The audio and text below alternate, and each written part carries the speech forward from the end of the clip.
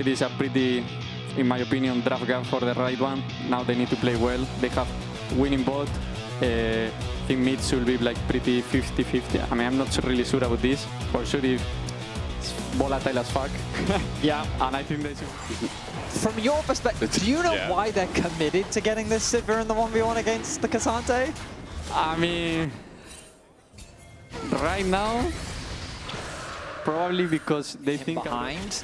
Tend to kind of also just put Heretics behind. And yeah. How strong do you think SK are in a position to contest this?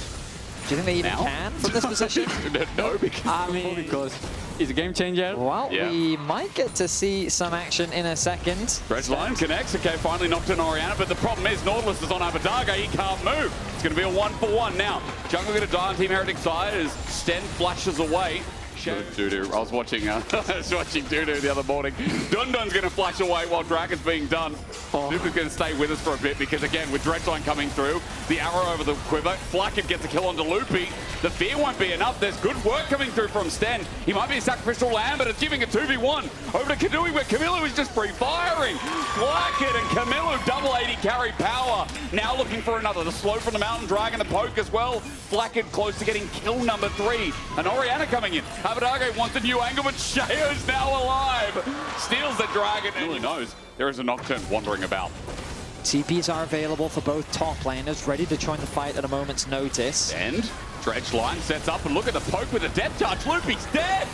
He doesn't even get to press the engage button. The power of range from Team Heretics compels another kill. Earlier was just this idea of using the Sivir to get that prio in the mid-lane matchup. One of the reasons why it is favored. You can see that Skeens is hovering. Finally Shockwave, and it's not early, it's on site. That's more than can be safe for Flackett. There's a shutdown. Sten flushed over the wall, depth charge. But two-man as Herald gets summoned in the midst of it, and Camilo jumping up with Sheo, letting it all unleash. He gets a knockup too, and the Herald does good damage. He's going to pop out right in front, waiting for the Pillar of Flame, but Skeen walks around. Herald does some damage to the mid. We're even going to convert it into their second dragon of the game. Heretics on a 1-for-1 come out on top. It's that pointed out Seekers that makes the difference as well. We'll watch Make how sure that pick counts. And then Kedui, while he doesn't really have any... Oh, hang on a minute. There's a pick here, depth charge again. But they're doing this onto Loopy. Once more caught out of position. Rocket almost comes out of Camilo's pocket. And Loopy gets fired upon. On the top side. I mean, Dundun's done nothing this game because he's either been into the Kazante. I know opportune times there's a shockwave, but a little bit early, I believe. Fierce still going to come out. Barrier there as well. Kadui under turret, but where's the damage? Skeen is tanking it up. Abadaga comes through eventually. But Carlson now in the way. A blast cone there too, and all out. Pops him and takes him on a journey. Abadaga flashes away, but Carlson still has his right there too. No blast cone for you a second time, and a Pillar of Flame not stealing away Carlson. By the Adakan is unlikely to be swept. Okay. Flackett does have his flash back up, and he might have to use it. He does, but he gets caught anyway, and there it is, the combo finally. Lay it on with the Magnet Storm from Loopy. SK, useful fight. That SK have been looking for. Well executed, connects onto 2 carries. The rest of Heretics are not in a position to respond, and they're able to find... Carlson is on the way. Camilo is in the area. 9k at 8. Camilo, as you said, the poke is big. Dundun has TP even after taking the turret. It's a big play for SK. Carlson running in at 4, at 3. Skeens just needs to lock down on that smite, and with Foster's bomb poking him out, surely. Yes, he does get it. There's a direct line as well between worlds. Carlson takes him out of that said world. And Dundun going through yet another... Dundun is able to catch another wave on the top lane. So here in this mid-game, well, closer to late game now, as the third items are being worked on and even completed as the Infinity Edge is now finished. Armaguard getting burnt, and the Magnet Storm on top. They're in deep trouble. Team Heretics, 1 in the ground, 1 in the dirt.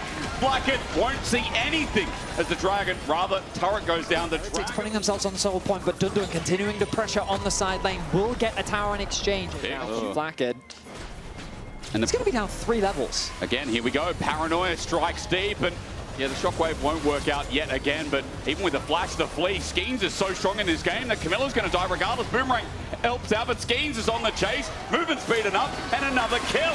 Skeens really carrying the game through and through with Chains of Corruption fly out, but again, buying time. Dundun does it himself, and Shero comes in with a set up from Loopy and Magnet Storm as well. Wait a minute. Can't really move. Dun was just waiting for a contest, but no. SK just started this. Team Heretics reset. They're not here in time. It's gone. It is just gone paranoia again. The shockwave not going to hit anyone marked, but neither is the chain of corruption. The other side, Dundun has set them in a parallel world as Abadage gets the first kill of the fight. Loopy burning down, but Carlson now isolated with the poke coming through, and Dundun from over the wall. Carlson. Their side lanes have been spectacular. Mainly because Team Heretics haven't been matching them, but also just outplaying. Here we go again. A free target on Sheo. Where is the mobility? Give them a car or something. Team Heretics need to get the hell out of there. On the Flacker, they didn't give him room to breathe. They were tower diving him in the mid lane as well. They made it impossible for him to play the game. And now they're reaping the rewards. I feel like, even though Skeens Abadage working his unit is, yes, this Dragon's going to go down. We know this is going down. I feel like Skeens has been the moneymaker this game. Like 100%. Face-checking tools. Carlson's going to stick around. Dundun is going to get flanked here, and we'll see if the Gatling gun's going to be enough. We look towards mid, though, waiting for the shockwave again, but it's not pulled off. Skeen jumps in, isolated alone. Loopy with a Magnus Storm as well. Onto Flacken, who can't play the game. Out he runs, but how far will he go? Not far enough. Team Heretics have bought their time, but just after the fight's already done, Camilla ran in, got exploded. Abadage held on for long enough, and the insurance policy has been claimed. 4 members fall for Heretics, and SK remains strong. They find a good fight 39 minutes in, and they're looking to get first game in this series against Heretics. In the all-important series, you have to put your hands together for SK in what looked rough at the start, was completed through the mid to late game. Here they stand in an almost 40-minute barn burner. The straw's all gone. The cows have evacuated Vetti. The barn door is open, and SK are running through victorious. Stand with the cheeky Zonyas, utilizing the arm guard to buy a bit of time. Still smiles on the faces of Camilu. Oh my god, what's going on? Look Okay. how smart it is. Okay, tell me why. I mean, the thought process is that you get some setup from the Bard. It's a free lane into Rakan. Well, not now. Cosmic Binding doesn't connect. Skeen's going to get engaged on. He flashes away. Lilting Lullaby not available either, by the way, but now that the dust is out, watch here with Sten getting over the wall. Seismic Shove does connect onto Shea when Sten. Magical Journey. Cosmic Binding, rather. He's nice, but Camilu cleans it up. Flashes over the wall onto Kadui. One more auto. Kadui will survive. Camilu, though, he's brought this fight back over to Team Heretics, and Flacket now on the chase. Another Cosmic Binding from Loopy.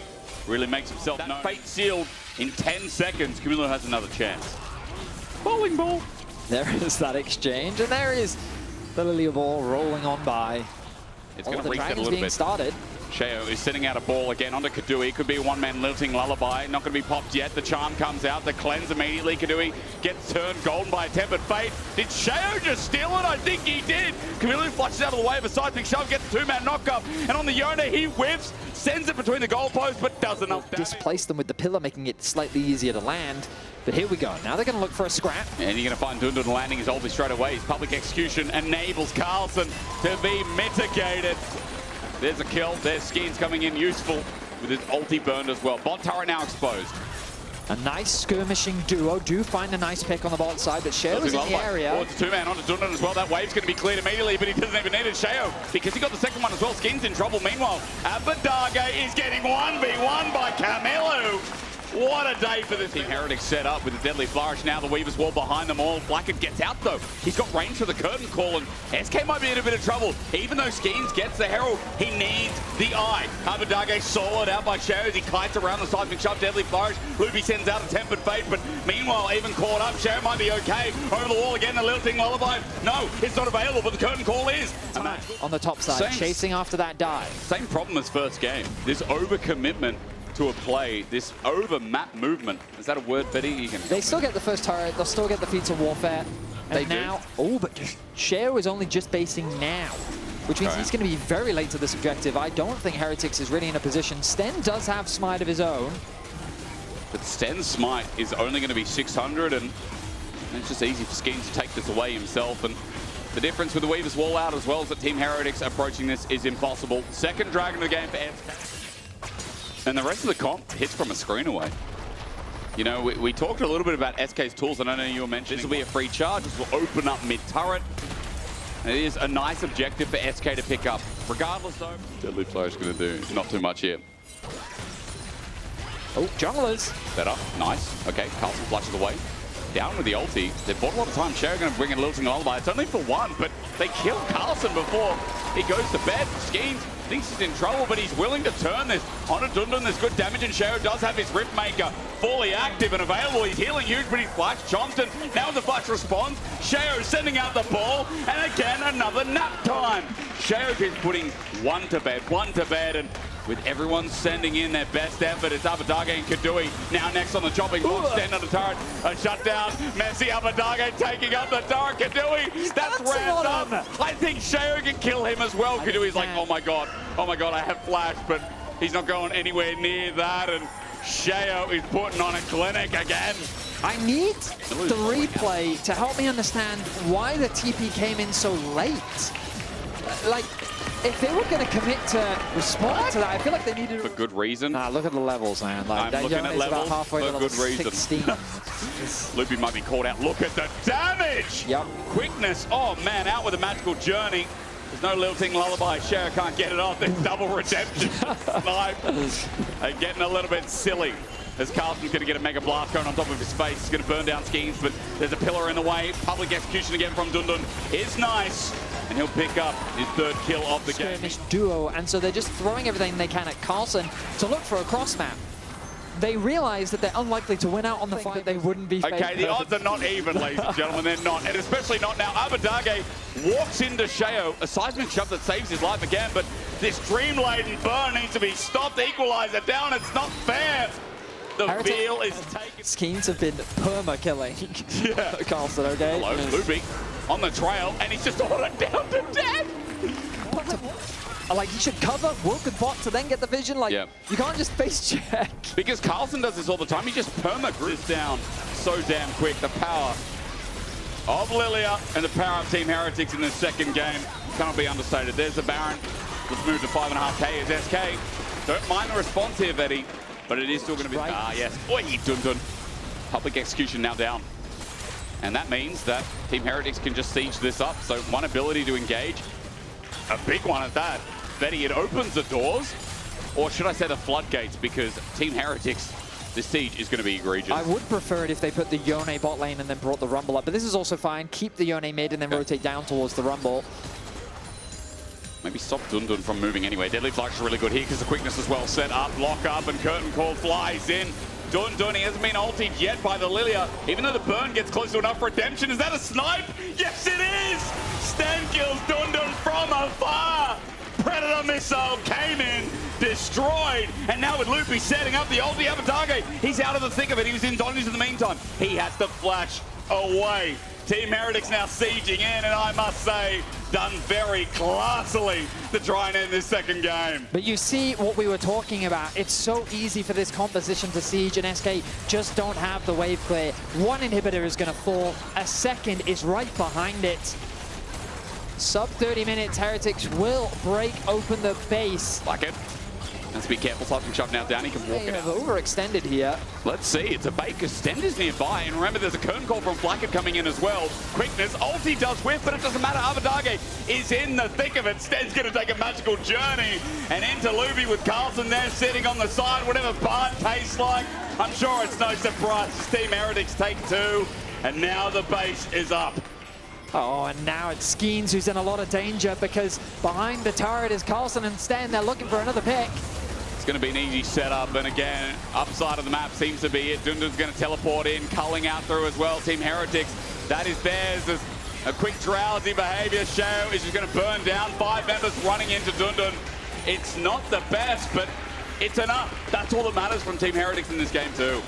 Heretics going to continue the siege after SK desperately tried to find something in the top river. Back is going to come through from Camilo. He has the TP available. He's going to send it to mid lane. Lilting Lullaby not available. The swell seed hits, and Shayo. A full Kanik Rukun is also picked up by... No, the enemy team was not safe enough. And he's got his movement speed up, the ability to run in. Watch the Lilia. Tempered Fate does not connect. He's too fast. Is Deer in headlights. Another one out as Stan sets up for the engage. Camilo runs in, and again, still no Lilting Lullaby waiting in. Shayo jumps in and sets for Scotland. Running in. Abadage's going to be the first to drop down, and his angle immense. He hits everyone, he dies. But man, it looked hella good. That's what William Wallace did. as we go right to the Nexus to a Game 3. Team Heretics do it with style. They are not winning every part of this fight, but it is enough. SK are way too far behind, and for Shayo's death, you'll take us to the final pinnacle of this series. 80 carries, the hyper carry value she can bring is crazy. And when you see Jinx, the natural response is that Aphelios. I don't love Aphelios, plus... He's the person that gets criticized a lot as... Well, I mean, Shayo. remember, he did come in from a second division LFL team. Yeah. Like, it wasn't even, Not even from the LFL. LFL, right? And then he goes straight to the LEC. Flashes are spent from Flackhead. They get the flash out of Shayo as well. There should be an uncontested grubs. Shayo is in the area. He's got X-Flash, but he won't be able to channel it. I mean, SK, if they stick around, there could be another forced fight here. 2 grubs at the very least. Blast Cone taken away to the Krugs instead. Triple grubs for SK with a Jinx, with a Gwen for sides. That's pretty nice for SK to start this game off. And we're pretty close to that as well. You talked about it before. He's got the Riftmaker, and now with grubs, I mean, the Gwen on turret, he's not only going to get the goal, but you said it, Skeens is going to cease and assist. Chomper's down. The needlework out as well. The rocket through, and Dundun picks up first blood. The turret won't finish the job, and now it's hunting season on this tier 1 for SK. A clean dive comes through from SK. You can see the difference when Skeens has something that he can have a bit more agency over. They make the dive happen top. Holy. They're going to give the kill over to Dundun. All this tower gold as well. SK quickly building a very solid advantage. And Kadui can stand there isolated by himself in the mid lane because Team Heretics can't close the gap. Herald goes down after they get the vision down, and SK, another objective turret. And it is nice to see that for Team Heretics, Carlson does get some gold back into this game. He needs it. First turret for Team Heretics. A lot of the extra magic damage for the Jinx means that Yuntal might feel like an item and a half properly. Look, there's damage already onto Flackett. He's just ordering. Camilo flashes in, gets a cleanse out. Pop Blossom gets an engage, and meanwhile, Loopy's isolated. The Wild Growth gets him out of dodge as he flashes out, but SK have been chunked. Flackett, you could say the same as the Herald, now looking for its charge. That will complete, but it doesn't open up mid-tower. Redemption onto Loopy. Heals him up, and he's still got the shields. Kadui is full HP, so he just has to kite back and play it safe. Loopy is very susceptible, but with the flash committed from Kamilu, that's one less tool that they have to engage. And with the ultimate gone from Stand, I don't really see how Heretics can find a fight. Maybe a good Poppy ultimate could open them up. Abadage trying to zone them away. Carlson has a blast cone. That's his angle. Skeens is not even on the dragon. He's taking a different approach. What a block onto Kadui. Skeens has just saved the fight. The reset there. The death rocket true. Flack it away from the needlework, but Skeens does it again. That fight committed assault and batteries.